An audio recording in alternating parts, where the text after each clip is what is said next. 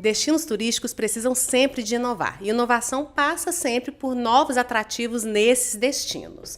Hoje, no podcast Uai Turismo, a gente vai falar sobre uma nova possibilidade na cidade de Ouro Preto, a mais famosa cidade histórica de Minas Gerais.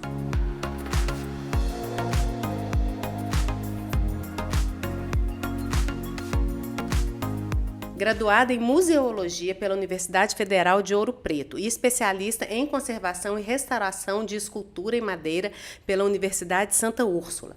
Seu percurso acadêmico e profissional é marcado pelo estudo aprofundado dos processos de musealização, da função social dos objetos de arte e do imaginário devocional. Além disso, ela possui formação complementar em artes, patrimônio e turismo. Desenvolve projetos curatoriais voltados ao diálogo entre arte, memória, mineiridade e produções contemporâneas. Atualmente, ela coordena o Centro Cultural Palácio Douro, recentemente inaugurado em Ouro Preto, Minas Gerais. Bem-vinda ao podcast Uai Turismo, Muito Ana obrigada. Maria Toledo. Muito obrigada, Isabela. É um prazer estar aqui com vocês hoje.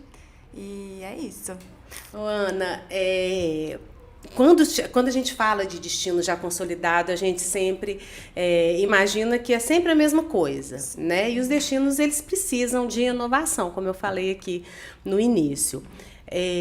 Eu sei que o Palácio Douro é um imóvel muito antigo, passou por um longo período de restauração. Me conta um pouquinho, assim, quanto tempo de restauração e o que vocês encontraram por lá? Então, o palácio hoje a gente consegue afirmar que é um dos primeiros casarões de Ouro Preto. Então, ele data do princípio do século XVIII, 1705, mais ou menos. E desde a sua construção, né, ele sempre foi residência. Então, diversas pessoas, personalidades da história de Minas Gerais moraram no palácio. E durante esse período ele foi se deteriorando, o que é normal, né? Mas não houve essa preocupação em restaurar a casa, em manter essa casa muito bem restaurada. E aí, durante esse período, aí, até 2008, ela foi se deteriorando, quando a gente adquiriu a casa, a família Toledo, e demos início ao processo de restauração. Esse restauro durou aproximadamente 15 anos. Nossa. Então, houve sempre uma preocupação muito grande em manter os sistemas construtivos da época. Então, a gente vai ter lá dentro ainda as paredes de pau a pique, as estruturas de madeira, telhado, então, mãos amigas, que são os encaixes de madeira. E não tem ferragem, por exemplo, na estrutura. Ah, não? Não, é tudo madeira como se fazia nos séculos XVIII e XIX. E vocês mantiveram esse estilo de construção todo? Todo esse estilo de construção. Isso não só na casa principal, mas também nos anexos, que eram usados também para mineração. E sempre preocupando bastante com isso. Porque a gente, minha família, de uma forma geral, viajou muito esses estados de Minas Gerais, essas cidades de Minas Gerais, porque a gente trabalha com antiguidades, né? Então a gente ia viajando, procurando antiguidades, mas a gente via esses sistemas construtivos se perdendo. Então, por isso também, né, um dos motivos de ter demorado tanto tempo foi por conta dessa preocupação. As pinturas também foram todas recuperadas. Então, a gente foi fazendo prospecção, né, que é retirar as camadas de pintura que ficam na superfície para conseguir encontrar a camada original. Então, tudo isso a gente consegue ver dentro do Palácio Douro. E era um palácio mesmo ou é um nome que vocês deram? Então, isso é bem interessante, porque a construção, né, a casa, ela é toda... É como se fosse um forte. Então, a gente vai ter pontos de guarda, seteiras, que também eram estruturas de guarda, onde os guardas ficavam. Porém, no século XVIII, não se era permitido ter palácios fora de Portugal, porque nós éramos colônia. Então, possivelmente, o palácio não foi reconhecido na época enquanto palácio, justamente por estarmos aí enquanto colônia de Portugal. Mas a casa tem toda essa pompa de um palácio, né? Toda essa riqueza, sofisticação e preocupação, principalmente, em guardar o que estava lá dentro, né? E para além de um palácio, é um complexo de mineração. Então, a gente encontrou durante a restauração, né, muita curiosidade. Então, minas de ouro, né? Então, a gente tem uma para visitação, que é a mina do Pascoal, porém, dentro da área do palácio, a gente conseguiu mapear até o momento mais de 60 minas de ouro. A gente costuma brincar que Ouro Preto é um queijo suíço. Então, é cheia de buraquinhos. Isso porque o primeiro morador da casa foi o Pascoal da Silva Guimarães. Ele foi um português, um caixeiro viajante, e ele chega aqui em Ouro Preto, né? em Ouro Preto, em busca desse ouro. E esse ouro, no primeiro momento, era o ouro de aluvião, as pepitas. Ele morava lá? Ele morava no Rio, veio por conta do ouro. E aí, quando ele chega... Nem era palácio ainda. Nem era palácio. Eu acho que não tinha nada ainda, né? Quando ele... Ouro Preto é de 1698, ele chega em 1704, aproximadamente. E quando ele chega, a mineração ainda era mineração de aluvião, mas estava acabando. Então, ele traz alguns homens escravizados que já tinham esse conhecimento de exploração de minas de ouro. Então, todo esse conhecimento é um conhecimento desses homens escravizados. E aí, ele começa a minerar toda a encosta atrás do Palácio do Ouro. Onde que fica o Palácio do Ouro, para as pessoas se localizarem? O palácio está localizado hoje no bairro das Lajes. A gente está a 800 metros da Praça Tiradentes, que é a praça principal da cidade. Então, onde tem o Museu da Inconfidência, que tem o Obelisco do Tiradentes, a Escola de Minas. Ambos estão em processo de restauro agora. Então, é bem pertinho mesmo. Não é o pertinho de Mineiro. Dá para ir a pé, temos estacionamento lá também, então o acesso é muito fácil. E fica localizado, né, principalmente esses jardins, essa parte de mineração, no Morro da Queimada, que é muito conhecido também por conta da sedição de Vila Rica, revolta de Filipe dos Santos, que se passam, então, nos jardins do palácio. É porque quando a gente fala de Ouro Preto, assim, em um lugar tão próximo do centro, a gente não imagina um espaço tão grande, Exatamente. né? E isso é muito interessante, que é o que mais surpreende as pessoas, os visitantes, os convidados que chegam ao palácio. Porque muita gente, por mais que a gente fale, né? Tem isso, a gente vai... Essa coisa de 60 minas. Pois é, e quando a gente fala o que tem no palácio, as pessoas falam, tudo bem. Mas quando eles entram, né, passam pela porta principal, já se surpreendem. Porque, de fato, não se imagina, não é possível de imaginar de fora o que tem lá dentro. Então, a gente está num dos pontos mais altos da cidade, né? E também foi bem estratégico lá no século XVIII, quando o Pascoal escolheu essa região, porque ele não estava só em busca de ouro, né? Ele precisava ter todo um olhar ali para quem estava se aproximando, como se aproximava, até para ele poder proteger as pessoas, né? Esse ouro que ele estava minerando lá dentro. Então, a gente está num ponto muito alto, onde a gente tem esse olhar muito privilegiado de quem está se aproximando. Então, uma outra curiosidade que a gente tem, né? Que quando a casa foi construída, ainda não existia quase nada em Ouro Preto. Então, dos mirantes, a gente consegue imaginar mesmo como que seria Ouro Preto, né, a Vila Rica, sem nenhuma daquelas construções, porque a gente está, de fato, num dos pontos mais altos. Então, tudo você fala no plural, né? São minas, mirantes. Sim, porque é uma área muito grande, né? E, assim, hoje a gente trabalha basicamente com visitas mediadas lá dentro do palácio, até porque a gente se importa muito com essa questão da experiência. Então, se a pessoa só vê, ela não necessariamente ela está absorvendo a história que aquele lugar está contando, né? Isso é uma coisa que me incomodava muito em Ouro Preto, assim, quando a gente via aquelas excursões, aqueles meninos correndo aquela correria. Tinha uma amiga minha de Ouro Preto que ela falava assim, esses meninos não têm ideia de onde que eles estão pisando. Exatamente. E isso é muito legal, principalmente quando a gente fala com criança, assim. Eu sou apaixonada com as crianças no palácio, porque eles realmente se encantam. Porque às vezes eles chegam super cansados, né? Porque quando fazem uma viagem, assim, para conhecer uma cidade nova, os pais têm uma programação super extensa, e aí os meninos têm que acabar se adaptando àquela programação, por mais que tenha uma adaptação por parte dos pais também. Mas eles não se envolvem muito com aquilo, até porque a linguagem não é muito acessível para eles. Muitas vezes é só legenda, né? Então, eles não se sentem pertencentes. E as pessoas buscam essa interação Exato. maior, né? Ainda que seja humana, né? Mas tem que ter uma interação. E lá no Palácio, como a gente trabalha com as visitas mediadas, a gente consegue isso. Então, a gente tem essa interação, a gente vai explorar muito essa questão dos sentidos. Então, olfato, cheirinhos diferentes pela casa, o paladar. Então, a gente tem sempre alguma coisinha ali para os meninos degustarem também. Não só os meninos, os adultos, os meninos grandes também. A visão, a gente está num lugar muito bonito, né? A casa, ela é muito bonita. Os mirantes, tudo lá é muito bonito. E eu falei, o olfato, o paladar, a visão, a audição, então sons diferentes, né? Até mesmo o som da natureza.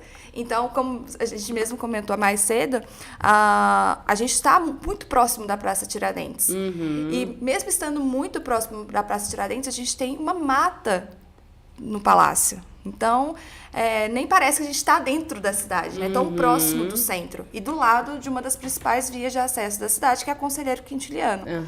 Então, isso tudo surpreende bastante. E o tato, né? Então, a gente tem uma parede de pigmentos, então o material, né, a formação geológica que eles tiravam, o pigmento para fazer tintas que iam colorir a cidade inteira, peças antigas, né, como a cerâmica ceramenha. Então, a gente consegue brincar bastante. E a mina de ouro também, né, que os meninos adoram. Então, pensando nessa visitação da criança, eles se surpreendem bastante. Eu quero voltar um pouquinho na história, depois eu quero que a gente fale um pouquinho da curadoria do palácio. Esse processo todo de restauro aí, de 15 anos, a mão de obra foi toda de Ouro Preto? Não. Como é que vocês conseguiram organizar isso tudo? A gente tentou bastante essa mão de obra em Ouro Preto, mas infelizmente a gente não conseguiu ela só em Ouro Preto. Então a gente buscou vários profissionais de cidades próximas, às vezes nem tão próximas, né? Então, Piranga, São João del Rei, Tiradentes. Mas sempre em Minas Gerais? Mas sempre em Minas Gerais. É mesmo? 100% da mão de obra foi mineira, 100% então? mineira. Então, assim, a gente tem muito especialista, né, Muito. Ana? Nossa, Ouro Preto, Minas Gerais, é riquíssimo em conhecimento, em ancestralidade, né? Em esse conhecimento, esse saber fazer também, né? E essa parte técnica, né? Vocês estavam fazendo ali de métodos de construção que hoje não se usam mais. E meu pai, ele é formado em engenharia, né? Então, isso auxiliou bastante também, até para que a gente auxiliasse esses profissionais que trabalhavam com a gente, para que eles se especializassem. Mas muitos já tinham essa bagagem, já tinham tido alguma experiência também para ajudar a gente nessa restauração. Ai, que bom, eu fico feliz de saber que a gente está com essa mão de obra toda assim, especializada, né? Porque a gente tem passado por um apagão de mão de obra especializada, assim, né? E é bom saber isso. Oficiais, né? Marceneiro, carpinteiro, ferreiro. Hoje é super difícil de encontrar. Sim. E, Ana, agora vamos falar um pouquinho desse tanta gente famosa da história que passou pelo palácio, né? Você começou contando aí do Pascoal, né? Quando ele foi por causa da mineração mesmo, antes de ter o palácio, Exato. né? E como é que foi o processo de construção do palácio e quem ocupou o palácio? Em relação a esse processo de construção, a gente não tem muitos registros. Quem começou? Quem começou foi o Pascoal. A construção do prédio mesmo. A construção do prédio. E com a cedição de Vila Rica, em 1720, ele vai embora de Ouro Preto. E aí a gente perde também essa documentação referente ao palácio, ao casarão, né? Ainda não era palácio, mas a gente perde essa documentação.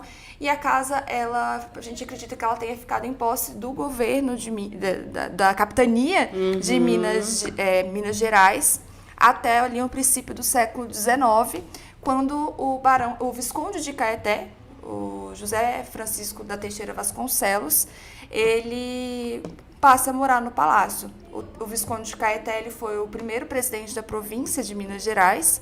E aí ele mora, né, no palácio ali no princípio do século XIX. Depois a gente tem um outro apagão nessa história. Mas aí já para o final do século XIX, a gente tem o Barão de Saramenha, que é o Carlos Gabriel de Andrade. Então a casa fica em posse da família do Barão de Saramenha até 1930 aproximadamente. O Barão, ele foi político em Ouro Preto.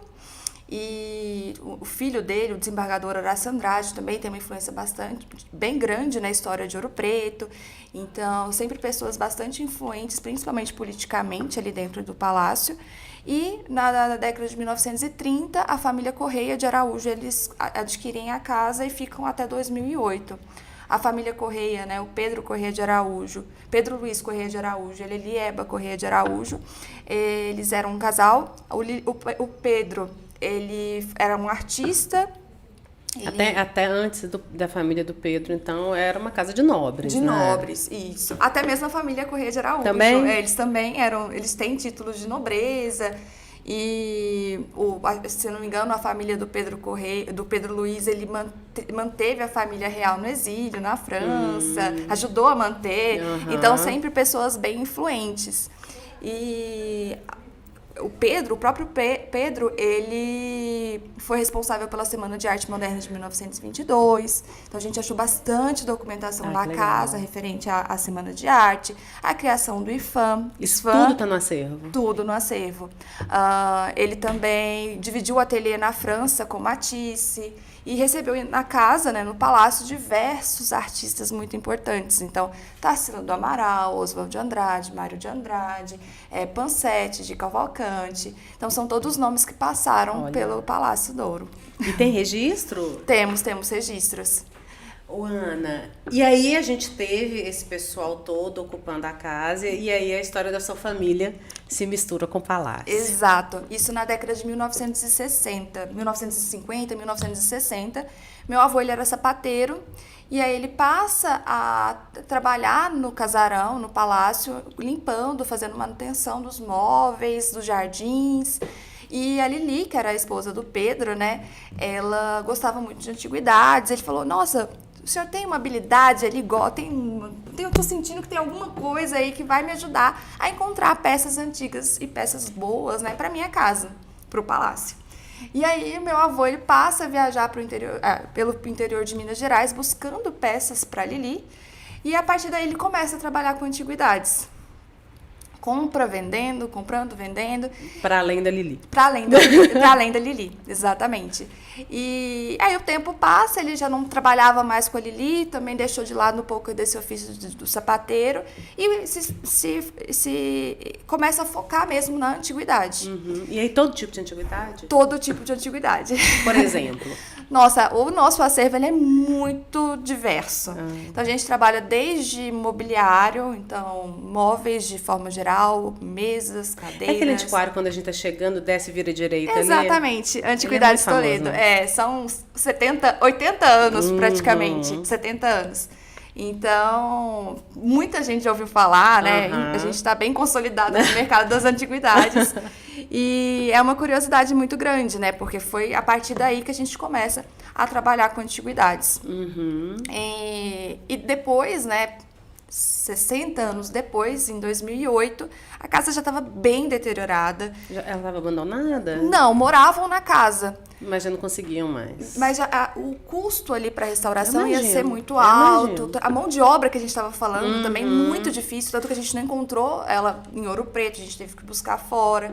E praticamente tudo que na parte externa da casa não estava para ver mais. Porque estava tudo cheio de mato, de terra, que com o tempo a encosta ela foi descendo, né? O palácio, ele tá numa encosta. Então, quando meu pai e meu avô compraram a casa, eles realmente achavam que era só o palácio. Não tinha muitos jardins, nem muitos mirantes, era somente a casa. E aí, a partir desse momento que eles começam a limpar a casa, eles começam a descobrir um novo mundo. Então, os jardins... Que lá na década de 60, quando seu avô trabalhava lá, ele também não sabia? Também não sabia, porque já estava abandonado. Já estava nesse processo. Então, à medida que a gente foi limpando, a gente foi encontrando estruturas de mundel, que são únicas no palácio. Então, um estudioso, ele chegou a comentar pra gente, a gente mostrou o palácio para ele e falamos, nossa, essa estrutura que a gente tem aqui é uma estrutura muito rara. E ele, não, rara não, única. Porque, de fato, não existe mais. Então, que é a estrutura do mundel, que era onde era feito o beneficiamento do ouro. Então, isso é uma curiosidade também, né? Porque no palácio a gente consegue ver esse passo a passo da mineração. Desde quando era tirado esse material de dentro da mina de ouro, até chegar nessa estrutura do mundel, para ser beneficiado, para a gente chegar no ouro em pó, para depois ser fundido. Então, a gente vai ver também toda essa parte da fundição, as barrinhas, os lingotes. Isso tudo a gente faz questão de mostrar dentro do palácio para tornar a visita ainda mais interessante, mais curiosa e didática também. Porque às vezes a gente vai visitar um espaço e vai falando, mas você não consegue... Visualiza Exatamente. Aquilo, né? E no palácio a gente consegue visualizar tudo isso. Além dos mirantes, né? Então... são pontos estratégicos de visão mesmo, de proteção, de guarda da casa. A seteira, que vai ser onde os guardas ficavam, né, que faz referência aos castelos medievais, onde você tirava com arco e flecha, então ela tem um formato diferenciado.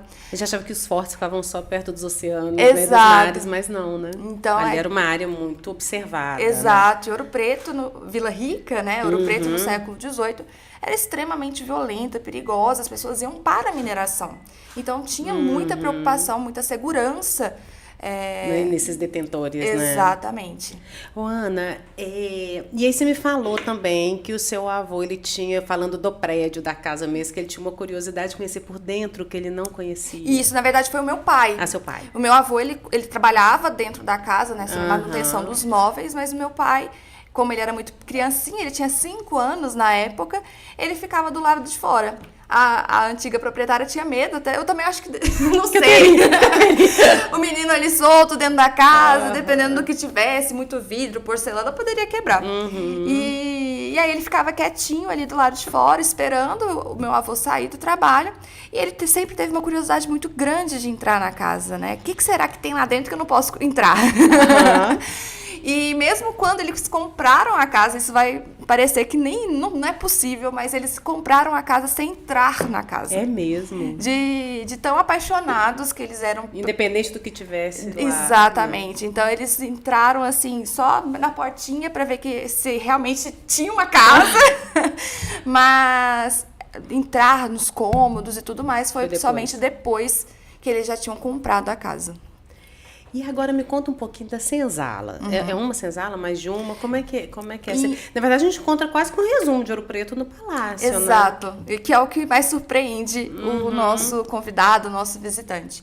A senzala, é bem interessante a gente pensar, porque o Pascoal da Silva Guimarães, né, que foi esse primeiro proprietário, a gente tem registros que ele tinha mais de 3.000 homens, entre soldados e homens escravizados. E a gente vai ter lá no palácio 2 estruturas, né? A senzala externa e a senzala doméstica. Então, muita gente pergunta, mas onde ficariam esses outros homens, né? São 3.000 pessoas. É tudo muito, né? É muito. E aí eles ficariam em estruturas que a gente chama de cafuas, que ficariam espalhadas ali pelo morro, né? E eram feitas com materiais mais simples, de pedra, madeira. Misericórdia. Então, a ideia mesmo era que eles ficassem na propriedade, mas não tinha tanto esse zelo, esse cuidado com esses homens. E a senzala externa, ela seria voltada aí para esses homens que tinham conhecimento da mineração, sabiam onde encontrar esse ouro. Então, é uma senzala muito mais fechada, com muito mais fechaduras, porque se havia mesmo a preocupação em prender esses homens, que eram tidos como mercadorias, e mercadorias muito valiosas. E a gente tem a senzala doméstica, que ela fica dentro da casa, que aí seria destinadas para amas de leite, damas de companhia, pessoas voltadas aí para limpeza. Trabalho doméstico. Exatamente, limpeza e manutenção da casa. E dentro da senzala a gente busca sempre valorizar todo esse conhecimento que foi trazido por essas pessoas escravizadas para o Brasil. Então, a gente falando... As 2 são abertas à visitação lá. A senzala doméstica a gente vai entrar e tem todo um acervo em exposição também, onde a gente vai falar um pouco sobre isso, né? Porque como é que transforma tanta dor em acervo? Como Exato. É que é isso? Então, a gente trabalha com 3 temáticas diferentes dentro da senzala. Primeiro, a questão do trabalho e conhecimento, né? Então, todo o conhecimento que foi trazido por essas pessoas escravizadas para o Brasil. Então, ofícios como carpintaria, marcenaria, ferraria, mineração, ourivesaria. Então, todos esses ofícios trazidos por eles, que eles desenvolviam aqui, conhecimentos de medicina. Aí a gente tem também a temática da tortura, a punição. Então, acho que é muito importante a gente falar sobre isso para que a gente não repita todo esse sofrimento, né? E também não apague esse sofrimento que E a gente tem pouca coisa dedicada a essa temática. Exatamente. Mesmo, né? Então, não é o nosso foco principal, mas acho que a gente não poderia deixar de falar sobre, até mesmo para a gente honrar esses homens e mulheres escravizados que sofreram tanto na construção de Ouro Preto. Então, Ouro Preto é uma cidade feita por pessoas escravizadas. E que, de fato, a gente não ouve falar muito sobre isso, né? Pro tanto que a gente sabe, assim, principalmente quem é mineiro, né? Porque quem é mineiro, a gente ainda passeou mais por essa história, assim, de Minas, né? Não sei se os outros estados estudam tanta história de Minas igual o mineiro estuda. É verdade. De verdade, assim, eu não sei, mas ainda assim, pelo tanto que a gente sabe, pelo tanto que a gente tem documentação, a gente mostra isso pouco, assim, para as pessoas, e a gente acaba não contando a história que precisa ser contada, né? Sim. Lá no Palácio, a gente valoriza muito isso, sabe? Falar sobre essa história, até pra gente não esquecer e não repetir. Então, a gente sempre vai trazer sempre essa história. E a terceira temática que a gente trabalha é a questão religiosa, né, do sincretismo religioso, associações religiosas. De matriz africana, Exato. com o catolicismo. Exatamente, porque a gente, português, né? Exato. Então a gente vai trabalhar toda essa questão para entender um pouquinho mais também sobre essa cultura, sobre essa religião, até mesmo porque esses homens escravizados que chegavam aqui no Brasil, eles tinham a religião católica imposta a eles. Então, muitas vezes eles encontravam, a partir do sincretismo religioso, né, dessas associações religiosas, uma forma de cultuarem seus deuses, seus orixás. Então, a gente vai conseguir trabalhar isso também dentro da senzala do palácio. Ana, e falando da visitação mesmo, assim, né? Como é que acontece essa parte guiada dentro do palácio? São vários espaços, a pessoa escolhe o que ela quer fazer, ou é um padrão, como que é? E eu queria que a gente visse algumas imagens também. Então, a gente vai ter um roteiro, que vai ser a base ali da visitação. Obviamente, tem alguns espaços que as pessoas, os visitantes, eles podem optar por não entrar ou por não conhecer, principalmente o espaço da senzala, que é um espaço de memória sensível. Então, muita gente sente algum desconforto e aí opta por não entrar. E também a mina de ouro, que também gera ali um certo desconforto, às vezes por ser um lugar fechado. Aí tem gente que sente mal também, que aí a gente tem... aqui, né? Isso, aqui a gente tem algumas imagens da mina de ouro. Aberta a visitação é uma? Hoje a gente só tem uma. Acredito que para o próximo ano a gente consiga abrir mais uma para visitação. E é bem interessante. Vocês fizeram essa iluminação, isso tudo? Isso, toda essa iluminação foi adicionada. E pensando mesmo em valorizar toda essa estrutura, né? Então são feitas, as minas, né? Elas são feitas em arco até mesmo para segurar essa estrutura da mina, para que com o tempo ela não venha abaixo. Essa mina do palácio é uma mina que foi feita para fins de exploração, de fato, de ouro. E no eixo principal a gente vai caminhar e vai encontrar então esse veio de ouro, né, que a gente ouve tanto falar, como que eles descobriam esse ouro. Dá para entender isso tudo dentro da mina? Dá para entender tudo isso. É uma mina relativamente curta, então a gente vai ter 38 metros de extensão. E é muito curioso porque é uma mina um pouco diferente, né, porque ela é mais alta, as minas costumam ser mais baixinhas. Dá para ficar em pé. Dá para ficar em pé. Então isso acaba trazendo um conforto, né, entre aspas, para o visitante quando vai fazer essa visitação, até para ele poder entender mesmo como seria essa vivência dentro de uma mina de ouro. E até quanto que é o tempo que se fica? É um grupo de até quantas pessoas? Então, a gente trabalha com grupos de até 12 pessoas. Então, são grupos pequenos, até mesmo porque a gente visa bastante essa questão da experiência. Então, para a gente conseguir ouvir, para a gente trocar ideia, né, para a gente poder ouvir e falar com todas as pessoas. Então, a visita ela vai durar em torno de 1h30, 1h40, variando também de acordo com o grupo. Tem gente que pergunta bastante, tem gente que já não pergunta tanto. Então, isso tudo vai influenciar bastante na visitação. Mas a gente começa a visitação pela casa principal, onde a gente vai ter todo um acervo, né, que foi reunido. Vamos passando aqui um pouquinho para ver se a gente tem alguma imagem da casa. Aqui a gente já tem algumas imagens dos jardins. Então, eles também foram reproduzidos ou não? Então, isso é uma curiosidade também, que a gente até fala sobre isso na visitação. Mas os jardins, no século XVIII, não eram de fato jardins. Eles eram contenção, eram rejeito da mineração. Desde essa época, né? Isso, aí os muros que a gente tem aqui são muros de contenção. Então, são 22 patamares até o topo da montanha para segurar a encosta. Aqui a gente tem mais algumas imagens do jardim. A mina de ouro. Os detalhes do jardim já está um pouquinho diferente. O telhado também. Isso, o telhado é bem interessante, principalmente quando a gente está no mirante do Visconde. Eu adoro essa perspectiva, porque normalmente o telhado a gente vai ver de baixo para cima. E quando a gente está no mirante do Visconde de Caeté, a gente está no mesmo nível do telhado. Então a gente vai ver as telhas coloniais, né? Que muitas vezes eram conhecidas como telhas feitas nas coxas, que virou uma expressão também nas coxas, né?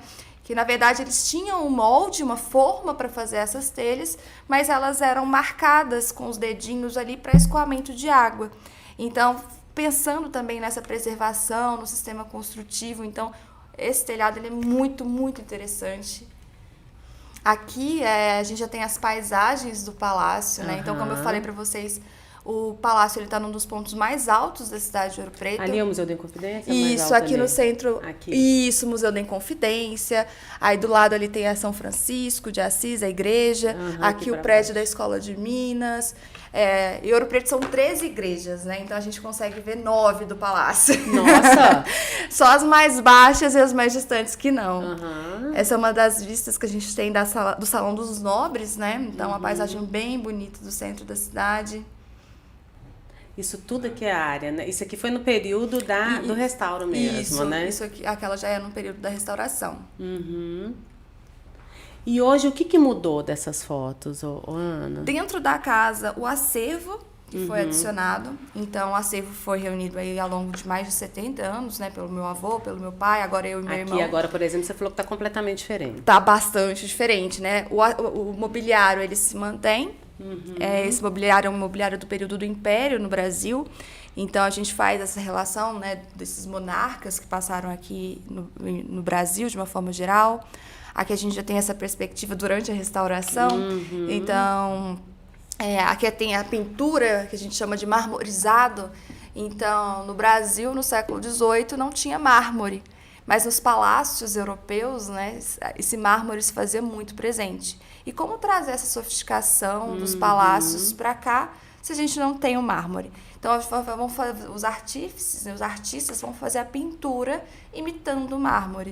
Então, esse mármore que a gente vê nas igrejas, nas capelas, até mesmo no palácio... É uma pintura. É uma pintura imitando o mármore. Então, Olha é uma só. curiosidade que a gente tem lá dentro também. E esse muro aí é a senzala? Não, aqui é uma estrutura que a gente chama de seteira, que eu comentei com vocês. É aí, Isso. entendi. Então, é uma janelinha bem pequenininha, né? Então, quando a gente entra no palácio, nem consegue ver, porque ela passa... Vê e não é visto, né? Vê, exatamente. Então, a gente passa desapercebido por essa janelinha e lá de dentro a gente tem uma visão muito privilegiada para o principal ponto de acesso à casa principal, né? E na visitação a pessoa tem a perspectiva de dentro e de fora. Exatamente. E é muito interessante porque muitas vezes a gente comenta ali, fala brevemente, né? Quando passa em frente e ninguém nem dá atenção. E aí quando tá de dentro... É mesmo? Nossa, eu realmente não tinha percebido. E aí isso é muito interessante. Elas ficam... Essa aí é a parte mais alta. Não, essa na verdade é logo na entrada, que tá na parte mais baixa. Mas ela vai proteger a casa principal. Então, que seria a parte mais importante, digamos. Sim, né? Onde ficavam as esses pessoas, valores, né? E pessoas. E, Ana, o que mais que a gente vai ouvir aí, gastronomia passando várias vezes? Vocês têm espaço para alimentação também lá? Isso, a gente tem uma cafeteria dentro do palácio. Então, a gente vai ter alguns produtos de Minas Gerais, né? Então, um pão de queijo, que não pode faltar. A goiabada de São Bartolomeu também. Que a gente trouxe aqui isso. pra gente, né? Que é patrimônio imaterial. Conta um pouquinho da goiabada enquanto eu abro. Claro. A goiabada, ela é produzida no distrito de Ouro Preto, que é patrimônio... E ela foi considerada como patrimônio imaterial de Ouro Preto. Então, é um saber fazer... bastante antigo também, né? As pessoas não sabem o tanto que Ouro Preto é grande em extensão territorial, Sim, né? Sim, então a gente tem... Nossa, eu nem vou chutar quantos distritos Ouro Preto tem. Eu acho que são 13. 13? Eu acho. Eu não vou nem chutar, porque eu realmente não sei. Mas vários desses distritos produzem... Até porque Ouro Preto, isso é bem curioso. Porque Ouro Preto, no século XVIII, não produzia alimento, né? Olha isso, gente. Isso é mais boca de d'água. E é uma delícia, né? E essa é a goiabada cascão, né? Então, ela é muito saborosa. Que é feita naqueles tachos Exato, os tachos de cobre. Né? E é muito interessante, né? Porque em São Bartolomeu, vocês conseguem visitar e ver a produção do doce. Então, é realmente pessoas... do vilarejo que fazem esse doce por gerações. Então, avô, bisavô, mãe, todo mundo fabricando o doce que é hoje. E são com goiabas nativas, né? Assim, exato. Não é uma coisa de plantar e colher e tudo. Ela tem que dar mesmo ao longo do ano, por isso que a produção é pequena, né? Exatamente. E sobre os distritos, né? Ouro Preto ela não produzia comida. As pessoas iam para Ouro Preto focadas na mineração. E não tem um solo favorável para o plantio. Muito acidentado, né? Topograficamente complicado. Exato, até mesmo por conta da questão da mineração. Então, não é um solo fértil. Então, essa alimentação de Ouro Preto, ela vinha principalmente dos distritos, então Cachoeiro do Campo, São Bartolomeu, Glaura, do entorno. Do entorno e também de fora. Então, Salvador, Rio, São Paulo, até mesmo de Portugal. Então, quando essa comida chegava pra gente ali no século XVIII, ela era extremamente cara. Então, essa é uma outra curiosidade que a gente vai ter dentro do palácio, é que é a questão dos valores da comida, né? Então, a gente costuma brincar bastante em relação ao queijo. Mineiro não pode faltar um queijo na mesa. Mas tá ficando caro, né? Caríssimo, tá mas na época caro. Um queijo custaria aí 18 mil reais. Comparando com... Exato, trazendo isso para valores atuais. Era um artigo de luxo. Artigo de luxo. O azeite, né, que vinha também de fora. Um barril de azeite seria 301 mil reais. Tá quase. Nós estamos voltando para o mesmo lugar, né? Pelo jeito. Mas um pastel, né? Um pastel de feira, R$ 1.700.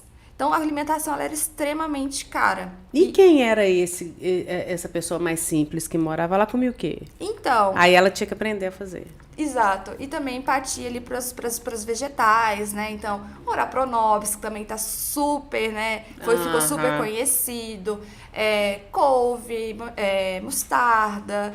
Todas essas... Que é a base da nossa culinária mesmo, exatamente, né? O angu, os grãos, né? Então, o milho, ele vai ser muito usado. A carne de porco, A carne de porco. A gente tem registros, né, de que as pessoas morriam de fome sentadas em potes de ouro em Ouro Preto. Porque tinha muito ouro, mas não tinha o que comprar para comer. Então, realmente, as pessoas passavam fome em Ouro Preto no século XVIII. Então, por isso, muita fruta também na alimentação, né? Eu lembro que na casa da minha avó a gente comia muita banana com arroz, e que era para dar mais sustância mesmo. E vira cultural, né? E vira cultural. E é isso, assim, a alimentação de Minas Gerais, ela foi se adaptando muito por conta dessa escassez. E uma outra coisa, assim, essa já é uma teoria minha, mas os mineiros são muito fartos, né? A mesa do mineiro tá sempre muito cheia. E eu acredito que seja justamente pela escassez que a gente viveu no passado. Né? Exato, para dar uma compensada. Ana, me conta, além do Palácio Douro ali, você falou que está muito perto do centro de Ouro Preto, né? Daquele centro que a gente conhece ali da Praça Tiradentes. O Palácio Douro, quanto tempo que a pessoa precisa reservar para a gente começou a falar da visitação e eu acabei interrompendo, porque é muita coisa. Mas na visitação do Palácio a gente pede aí 1h30, 2 horas, até para poder tomar um cafezinho depois, porque a gente vai ver a casa, então esse acervo para contar um pouco sobre o cotidiano, o dia a dia das pessoas que viveram aqui nas Minas Gerais, então muita curiosidade, né? Objetos que eram usados e hoje já não são mais. A gente vai ter lá peças, por exemplo, que eram usadas para comer coxa de frango. Tem um objeto especificamente para isso, para não comer com a mão. Candeeiros, né, que eram usados para iluminação, caixas de transporte de ouro. Então, várias curiosidades que a gente vai trabalhando dentro da casa, principalmente. A cozinha, né? Então, muito detalhe. A cozinha mineira, ela é muito rica, com muita história. Então, a gente traz isso também na visitação. As senzalas, que já, por ser um espaço de memória sensível, a gente gasta um pouco mais de tempo, a gente As pessoas ficam mais curiosas ficam também. mais curiosas e mais reflexivas também. Sim. A estrutura do mundel, então é um passo a passo. Então também não tem como a gente não deixar de falar dele. A mina de ouro também. Então, acho que 2 horas seria o tempo ideal para a pessoa conhecer com calma, descansar um pouquinho depois. E o que mais que ela vai ver em Ouro Preto ali, além do Palácio Douro, que você sugere? Além do roteiro padrão, porque o padrão a gente sabe, né? Museu da Inconfidência, São Francisco de Assis, a Rua São José. Mas o que as pessoas, igual o Palácio Douro, assim, eu acho que vai ser uma grande descoberta para muita gente. Sim, né? E assim, a gente costuma brincar que se você tiver com pouco tempo, o palácio ele já vai dar check em vários atrativos, né? Aquele resumão que a gente falou, Aquele né? resumão, exato, porque tem toda a questão da religião católica com a capela, o acervo, né? Então, mobiliário, objetos, mina de ouro, jardins, mirantes, então tudo isso a gente consegue ver dentro do palácio. Mas para além do palácio, acho que não tem como fugir da São Francisco de Assis. A igreja ela é maravilhosa. Uma das 7 maravilhas do mundo moderno. Exato. Aí tem a feirinha de Pedra Sabão, que é ali em frente também. Então, para conhecer esse saber fazer de Ouro Preto, né? A Pedra Sabão, que é super conhecida e apreciada mundo afora, né? Então, ali tem alguns artistas que produzem a peça na hora. Então, acho que isso é muito legal de conhecer, de viver a experiência de Ouro Preto também. Hoje, o Museu da Inconfidência, a Escola de Minas estão fechados para restauração. Então, pensando em hoje, o que fazer em Ouro Preto hoje é visitar o Palácio, Claro. a São Francisco de Assis, a Feirinha de Pedra Sabão, acho que passar na Rua Direita ali também, que tem muito do comércio local, o Museu do Oratório, então Maravilhoso. é lindo o acervo, Maravilhoso. que ele vai contar um pouquinho então sobre essa questão da religião católica em Ouro Preto, Minas Gerais, de uma forma geral. Gosto muito também da Casa dos Contos, a Casa da Moeda, então acho que isso tudo vai se fechando dentro dessa história, né, que a gente vai começar ou terminar no Palácio, mas todos esses pontos eles vão se ligando e agregando muito valor, né? Eu acho que é muito importante. Ouro Preto é uma cidade muito rica, com muita história, então Sim. só passar por Ouro Preto eu acho que é um pouquinho triste, assim. Sem entender onde que Sem você entender, tá, então né? acho que é legal conhecer o Ouro Preto desbravando mesmo essa história, conhecendo personalidades, né? Então, Marília de Dirceu, o próprio Tomás Antônio Gonzaga, o Tiradentes, quem foram essas pessoas, né? Por que elas são tão importantes, são tão conhecidas? Então, acho que tudo isso deve ser explorado quando se conhece Ouro Preto. E aí a gente consegue fazer isso ali só nessa área mais central Mais mesmo, central. assim, para quem não tá com muito tempo, né? Sim, e uma outra Porque coisa... os distritos também são bem legais, Não, né? os distritos eu acho fascinante, principalmente São Bartolomeu, por toda essa questão dos doces, né? Sim. Hoje a gente fala mais da goiabada, que é patrimônio, Mas são vários, mas são né? doces. Porque você trabalha a sazonalidade, não é isso? Exato, então a gente tem o doce de leite, doce de laranja, as compotas, né? Doce de figo. Então acho que é bem legal porque eles mostram como faziam, né? A gente tem o queijo em Confidentes também, que é um queijo Ai, que super muito bom. saboroso, que eles também têm a visitação. Tem uma experiência super legal lá, né? Exato. Então, acho que são experiências fora de Ouro Preto, mas que valem muito a pena ser conhecidas. E eu acho que é isso, assim, de Ouro Preto do centrinho ali, é legal de fazer a pé. Sempre, né, gente? Sempre. Conhecer uma cidade tem que ser a pé, né? E, principalmente hoje, o trânsito em Ouro Preto, ele tá muito cheio. A cidade cresceu, Cresceu né, gente? muito, e tem muito turismo, o turismo cresceu muito, né? A população também cresceu muito, os carros, né, aumentaram muito também É uma na cidade cidade. universitária, É uma né? cidade universitária. Então, quando falam pra mim, estou indo para Ouro Preto, eu falo, venha de tênis. Primeiramente, venha de tênis, deixa o salto, a bota de salto Pra alto outra pra outra ocasião. ocasião. Venha de tênis, deixe o carro no hotel, no Airbnb, na casa que for ficar, e explore a cidade a pé ou usando táxis, aplicativos de transporte, porque você vai ser muito mais tranquilo durante o passeio, né? E aproveitar ao máximo, né? Sem Exato. ficar assim, com desconforto, né? Sim, e obviamente que as ladeiras elas acabam atrapalhando um pouquinho para quem, né, tem alguma dificuldade de locomoção, de mobilidade, mas os aplicativos e o táxi hoje eles auxiliam, né, nesse caso dessas pessoas. Entendi. Mas eu acho que explorar Ouro Preto a pé é fundamental. A gente vai deixar os links todos, até para o Palácio do Ouro, a visitação é paga. Sim, Aham. a gente é uma instituição particular, né? A gente não teve, não tem ainda nenhum patrocinador, nem apoio. Então, É investimento de uma vida e de um sonho. de né? várias vidas. Então, são várias vidas que investidas nesse sonho, né? Então, a gente precisa desse ingresso para manter o espaço. Então, hoje a gente trabalha com ingressos no valor de R$100 a inteira e R$50 a meia entrada. Os passeios, eles são todos mediados, então tem um mediador ali que vai Fica à ter todo um disposição. treinamento, um conhecimento para auxiliar e para passar também esse conhecimento sobre a história do Palácio de Ouro Preto, de Minas Gerais. E vão durar em torno de 1h30, 2 horas, né? 1h40, 2 horas. Então, é um passeio bem completo, né? A gente consegue, como eu falei, dar check em várias atrações de Ouro Preto só no Palácio. Então, é um passeio que é muito interessante. É surpreendente mesmo, assim. Não falo porque eu estou lá, mas é porque realmente é uma coisa que a gente não acredita, assim, é único, é um espaço de fato único. Então, a gente recebe muita gente de fora que fala que nunca viu nada parecido, que a experiência é inesquecível, que se surpreendeu, que só viu isso fora do Brasil, e isso que legal. valorizando. É bom que a gente tenha isso Sim, aqui um dentro, né? Um reconhecimento, né? reconhecimento. Então, tem pessoas que viajaram aí mais de 50 países e falaram, nossa, isso me surpreendeu. Aí você vê que vale a pena, né? Exatamente, Vale emociona, a pena, né? com E certeza. motiva também a gente a continuar, porque fácil não é. Não. Cultura, turismo, história, não é fácil. Exatamente. E a gente vive hoje, assim, o turismo para o interior de Minas tem crescido bastante, o que é muito bom. Então, a gente está bem feliz, assim, desse reconhecimento, né? O Palácio hoje, dentro do TripAdvisor, que é uma das maiores referências para os viajantes, né?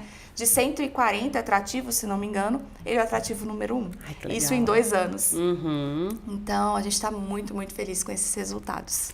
Ana, e quem quiser ter mais informações, vocês têm o site, vocês têm Instagram? Sim, nosso site é o palaciodouro.com.br. O nosso Instagram... Palácio Douro, tudo junto, Demudo, né? Isso, Demudo Ouro. O nosso Instagram também, Palácio Douro, Demudo Ouro. Temos o WhatsApp também, né? Então, que a gente deixa aqui. Isso, porque aí as pessoas, os visitantes, nossos convidados, a gente tem esse contato mais direto também. E sempre um atendimento personalizado. E precisa de reservar com antecedência ou não? Você fala assim, eu estou indo hoje para Ouro Preto, eu já estou em Ouro Preto. Então, a gente indica o agendamento prévio, principalmente agora, mês de julho, a gente está em alta temporada. Então, esses horários, eles estão sujeitos à lotação, como eu falei, são grupos pequenos. Então, é interessante agendar previamente, até para que você consiga chegar lá e já fazer a visitação. Certeza que vai. Exato, para não ter que ficar esperando. Mas se tiver que esperar, temos o café também, que dá esse conforto maior. Mas a gente indica sempre o agendamento prévio. Tá. Ô, Ana, eu sempre pergunto aqui, você está há muitos anos trabalhando assim, totalmente envolvida nesse sonho. Sim. Né? Mas você viaja, e quando você viaja, o que você gosta de fazer quando você é turista e não está recebendo turista? Então, minhas últimas viagens foram a trabalho, mas eu tento sempre acrescentar, mesclar um pouquinho, fazer alguma coisa voltada ali pro turismo, até pro lazer mesmo, para distrair um pouquinho a cabeça. Mas a gente que trabalha com turismo, a gente, quando vai para uma cidade histórica, enfim, quando tá viajando, a gente sempre busca também referências, né, o que a gente pode melhorar, Sim. enfim. Mas eu me formei em museologia, então eu sou apaixonada por museus, história. Então, você é ouropretana? Eu nasci em BH, mas sempre morei em Ouro Preto, então eu sou ouropretana de coração. Mas gosto muito de visitar museus, então estou sempre visitando museus. Gosto muito de natureza também, então trilha às vezes, mas eu gosto muito dessa história de museus. Histórico-cultural mesmo. Exato, né? Eu sou essa pessoa que viaja buscando ali pontos para conhecer a história do lugar que eu tô visitando. Então, mesmo que eu esteja indo a trabalho, eu vou querer conhecer a história daquela cidade, daquele lugar, porque para mim isso é muito importante, assim. Mistura, né? Quando a gente gosta muito do que a gente faz, você acaba não tem essa régua de até onde é trabalho e onde começa o lazer e o prazer. E até quando é lazer, você acaba associando ali alguma coisa do trabalho, né? Tem a parte boa e a parte ruim, né? Porque você tá trabalhando o tempo todo e não tá trabalhando nunca. É isso. Ana, eu queria te agradecer muito eu mesmo que agradeço, pela Isabela. sua participação. Muito obrigada. Seja muito bem-vinda sempre. Muito obrigada. Nos mantenha atualizados. Pode deixar. Muito obrigada pelo convite. Fica convite também para conhecer o Palácio com a família. Então, os meninos também sempre adoram o passeio. Aproveita que o pequenininho tá de férias, Pois né? Então ele vai adorar, tenho certeza. Então fica o convite de coração, vai ser um prazer te receber lá no Palácio. E todos os ouvintes também do podcast. Então, o Palácio, ele é de fato uma experiência muito diferente. Vai ser um prazer ter vocês lá com a gente. Obrigada, Ana. A você, não deixe de acompanhar as redes do Palácio Douro e, claro, o nosso conteúdo diário em turismo.ai.com.br, o nosso podcast semanal. E hoje você viu sobre o Palácio Douro e ao longo do ano aí a gente ainda tem mais coisas sobre turismo. Eu te vejo na próxima. Tchau, tchau.